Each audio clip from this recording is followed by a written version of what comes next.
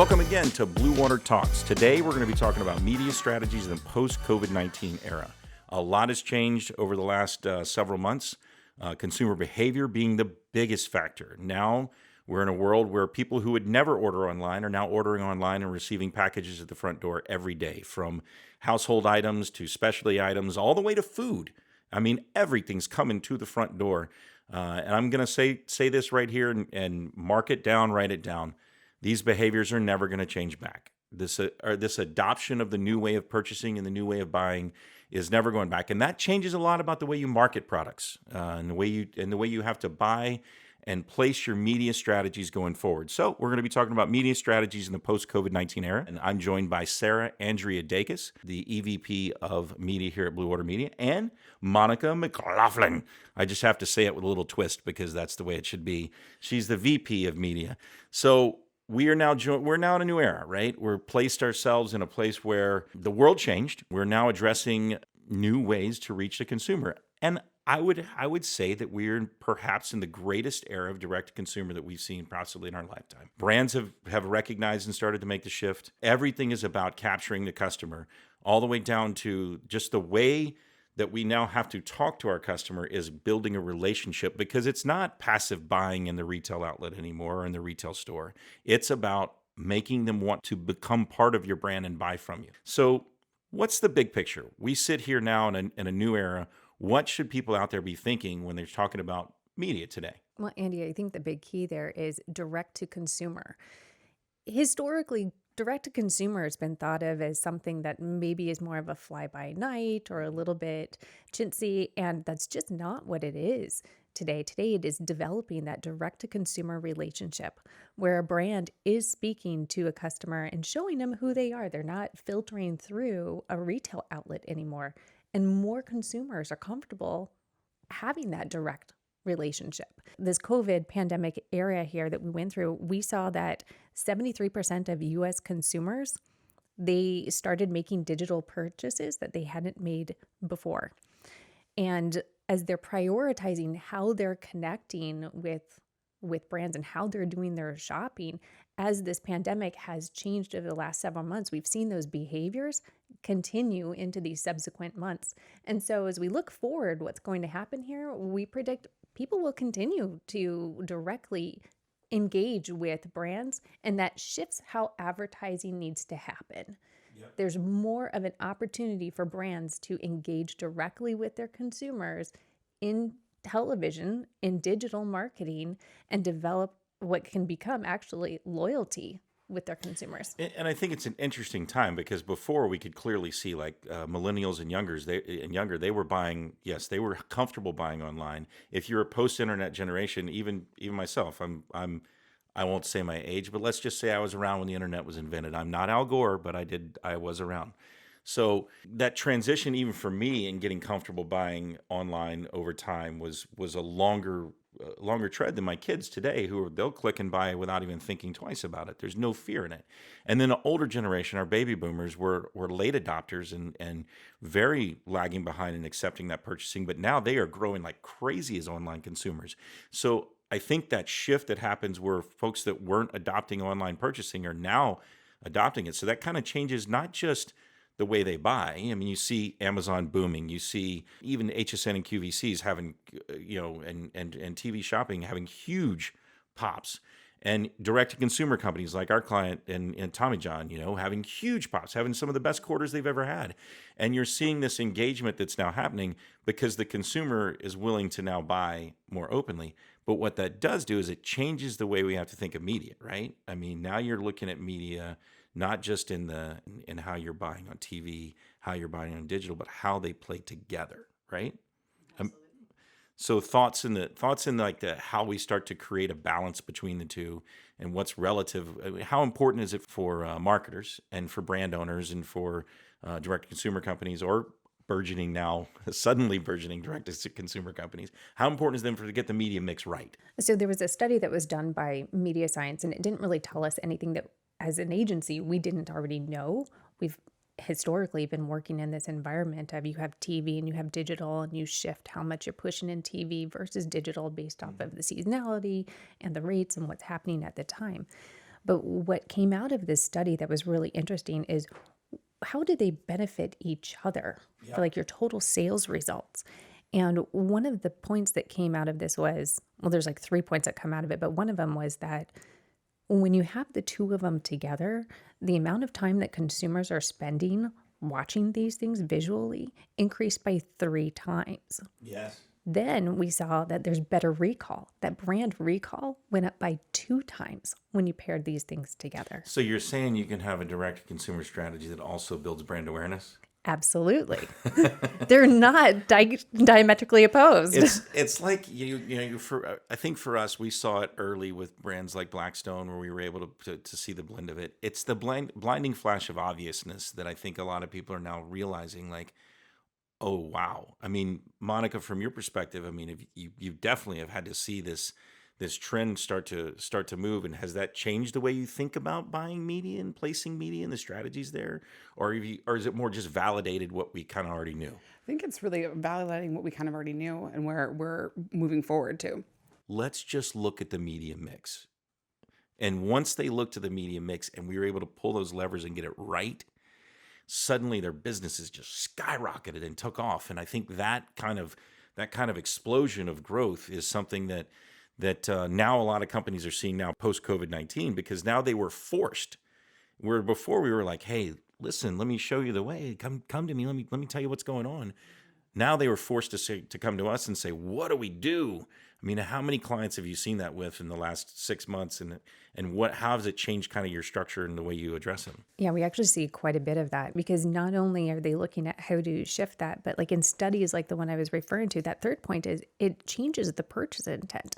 When consumers see it in both places, the purchase intent in the study went up by 15%. So you're saying purchase intent and probably conversions went up. Yeah? Well, that's the next piece. Logically, yes. I think so much of marketing, right? And when you think about it, even brand marketing or direct to consumer over the last 30 years, 40 years, has the direct to consumer side is, let me get you to make the phone call, let me get you to the internet, let me get you to my website, let me get you to the transaction point, right? And then it's about converting them. So your point that you just made, and listen to that point, 15% on the purchase intent goes up, right? 15% increase in the purchase intent. What that means is that when they get to that transaction point, they're going to convert better. And that conversion is going to have a greater effect, right? So now your cost of media, when you're buying the media on this side, is leading to a better conversion. So your metrics start to change. And if you don't understand those trends that are starting to go on, and if you're not looking at it like what you guys look at on a daily basis, you'll miss it. So how important is it that you guys are managing accounts across multiple clients and are able to see the trends across different categories? How does that apply now today in the COVID-19 world? Oh yeah, we've seen it increase in the conversions across different categories and verticals that we're working with as we move through the past few months and quarters. But I think we also need to look at the explosion of the OTT viewership across the landscape, and how D2C brands are utilizing that space, not only just linear too, and the digital piece of it. We've really seen a growth in that space, and people are utilizing that because consumers are engaging more with the streaming platforms. That's a really good point, Andy, because it's huge. We think about digital and TV, and people look at them as separate, and OTT really bridges that gap between the two of them, that it's not all digital marketing and it's not all TV marketing. And the influx of viewers viewing OTT has been astounding. Well, think about the situation, and we get it. I always like to get things down into layman's terms, right? I'm going to describe my house to you. It's me, my wife, and we have 4 daughters, right? Now, my 19-year-old, she's out in her own place, but even when she comes over, at some point during the time, I will have 6 different types of consumption of media going on in my house. And they're all watching an individual thing. Half of them, the little one loves little YouTube videos. Another one over here is on, watching TikTok. Another one over here is watching watching a show that they've been streaming that they're picking up, but they're watching it online. They're not watching it on television. And Dad's the one always going back to the TV and said, "How do I get this back to cable? I just want to watch my cable shows." So this idea that the consumer behavior has changed in purchasing and buying and in retail is huge. But I think you hit a huge point there, Monica, is that the consumer consumption of media content has changed. So that had to change the way that you look at your media buying strategies and getting the mix right? And if you're not thinking about that from a marketing standpoint, God, you're missing a ton, aren't you? Oh, yeah, absolutely. And we've been working with our team to integrate more of the OTT and the streaming platforms as that mix as we look at the digital and the linear and how they can complement each other. Well, I think that's what's important about being a converged agency, right? Like when you look at it across the platform, and I still see it today, which boggles my mind when I look at campaigns and like, well, we have this digital agency, we have this, these guys buying this and this guy buying that. I'm like, whoa, stop. Like, can we just it's fine if you do that. It's fine as long as everybody's talking and the share of data is right. But when you get it all under one roof and you run from room to room, or in this situation, you Zoom or Skype from room to room, and you're able to talk to everybody on a regular basis and you're all sharing data, it really does change the way you can look at campaigns, doesn't it? Well, and that's how we structure things over here, is so that you can have that discussion right back and forth between what are we seeing in TV and what are we seeing on digital, and how does that advise how we need to shift. There's so many programs that we've been advertising over the last 9 months where we've had to make shifts to shift more into digital or shift into other day parts. One of the interesting things about this pandemic is it hasn't just shifted how much you spend in TV versus digital, but even what day parts are working really well. There was this study that Nielsen released at the beginning of December here, and it showed that media watching and consumption during daytime hours, so like 9 a.m. to 4 p.m., went up considerably. Now, some people might think, wait, you mean people aren't working when they're I know. they're working. Here's what, to counteract that, it's not that they're not working at home. It's that they're working different times during the day because you're taking your moments to do the work when you can do it. But that did change the way people view. So that's part of the study, because part of you might think, oh, it's kids. Kids are home. They're not watching. They're not in the school quite the same. They have TV going in the background.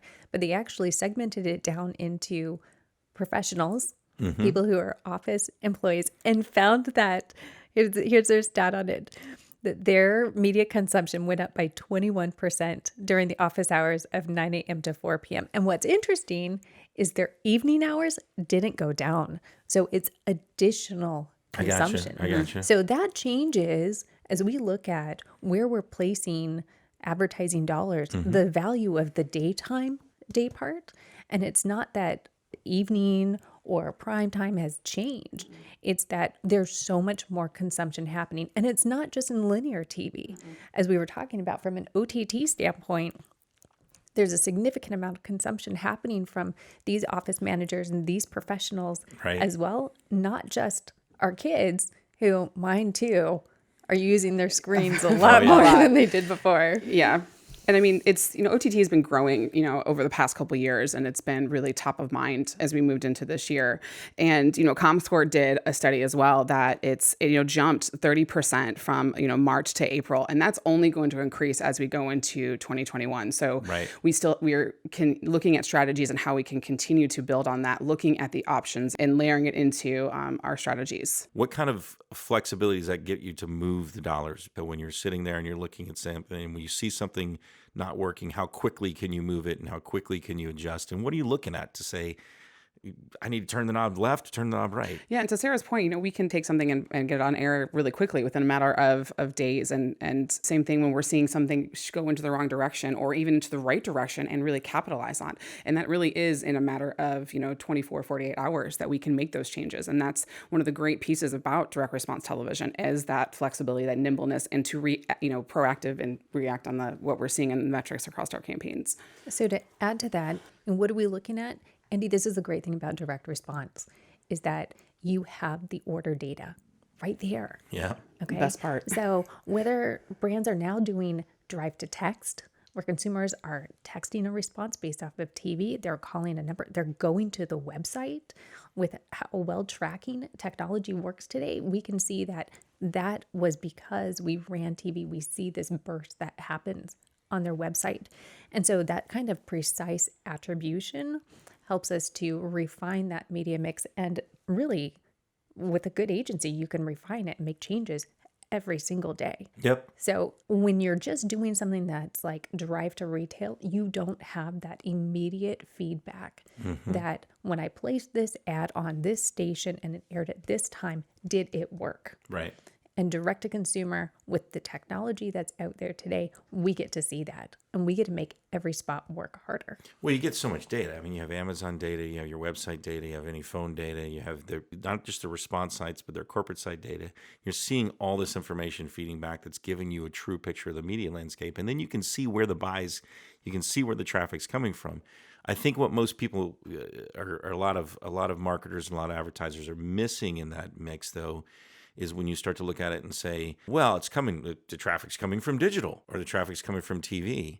And they don't see the connection between the two. And they don't see how, or through OTT, or they don't see how they're all working together to feed each other. How important it is to look at the media mix when you're doing your analysis and when you're looking at what's working and what's not working. I mean, how relevant is that on a day-to-day planning for you guys? It's very relevant. Yeah, I think a lot of companies will put themselves down a rabbit hole where they're trying to account for every single marketing dollar and attribute it to a particular order without realizing how they benefit each other. Yeah. So kind of like what we talked about in the beginning, when you're running TV and digital together, how that increases the purchase intent and therefore your purchases. By like 15%, right? Exactly. So if we're trying to specifically say, well, if you do just branded PPC, what's going to be the impact? If you just do social, what's going to be the impact? If you add up all those individuals, they're not going to equal your total because they benefit each other. Right. So there's two ways to look at this. Number one is what happens when you incrementally add media in? What is that incremental impact to your overall business? And then the second one is to look at your overall business. Yeah. And when you're really looking at things from a top level standpoint and looking at things from an overall standpoint, and you're engaged with a good partner who's looking at more than just your media, but how's your website working? How is your call handling working? What's your customer experience like? Then you're creating a holistic solution and you're optimizing based off of that holistic solution. From an individual, when we're trying to look at optimization within a particular channel, then we're looking at numbers that we can make assumptions. Like, let's assume based off of technology that there's this much that was generated from TV. That's great for making comparative performance optimizations at a station level or such. But at a total level, we got to look at a bigger picture. You got to have a holistic, I think to your point, you got to have a holistic approach, but then you have to have the deep dive a little bit to look at the specific inside those categories. But if you don't think of it with a whole overarching campaign and the overall health of your business approach, you're going to miss it. Is that right? Exactly.